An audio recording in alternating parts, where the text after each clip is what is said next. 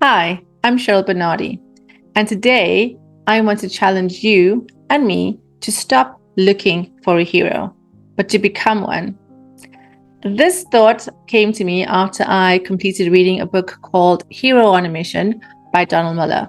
He's one of my favorite authors because I also use the Hero's Journey framework by Joseph Campbell in my work as well to help people to change the narrative in their lives, to shift from victim mode into realizing that they actually have agency. And that's why I love the book so much, because it spoke about how we can reclaim that agency in our lives and to actually take positive action to shift from being a victim to being a hero. In which ways have you tried to look for a hero in your own life? Maybe you're waiting for something external, perhaps your manager or the economy, to change so that you can become happier. It's not comfortable, is it? Because we really want to find sometimes excuses for why we cannot move forward. And this is why it's always good to challenge ourselves to recognize when we are limiting ourselves with an external locus of control and to start realizing, hey, how can I become a hero in my own life and take the action that will bring about that change? Here's the thing. We know that the fairy tale is fake, yet there's something about our lives that still seeks meaning and beauty and connection. And I think that's where we have a cognitive dissonance, where we are expecting something else or someone else to come along and give us this ideal picture. And we don't realize that actually we have the power to create or improve what we want to bring about in our lives. If your life was a movie, what would the title be? Think about that for a second. If your life was a movie, if you had to title your movie, would it be a comedy, a drama, tragedy? In every movie structure, generally you'll find four characters: the victim, the villain, the hero, and the guide. The victim says, I'm waiting for someone else to save me. I'm powerless, I'm weak. And often in the story, we find that the victim is subject to the villain.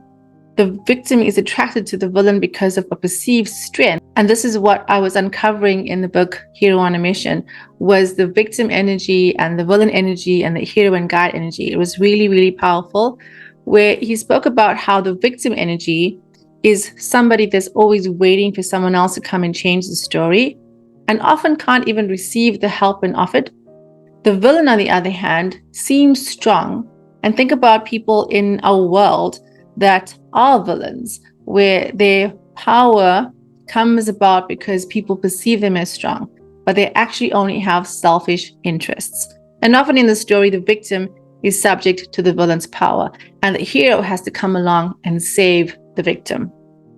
Now, when we talk about becoming the hero of your own life, it's not about saving other people, although if you then own your agency, you will bring about positive change and you will positively impact others. But the hero says, I'm not subject to the villain. I'm not perfect. I'm also not entirely powerful. And that's where the guide comes along.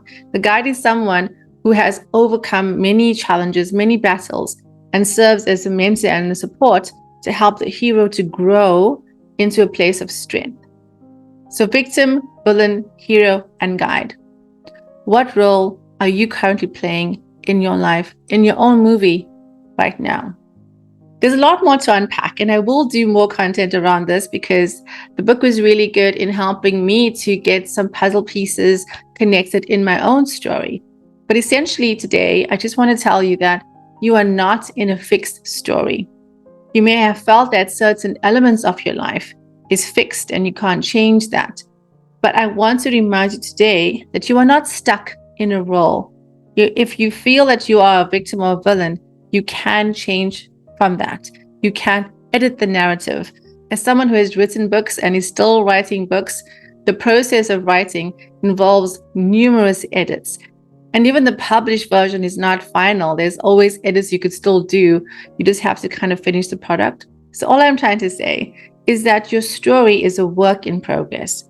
It's not going to be perfect, but you can become the hero of your story. It's going to be messy. It's going to require a lot of intention, but you can reclaim agency and you can direct where you want your story to go. So I hope I've inspired you to stop looking for a hero, because when you look in the mirror, you realize that you are the hero you've been waiting for.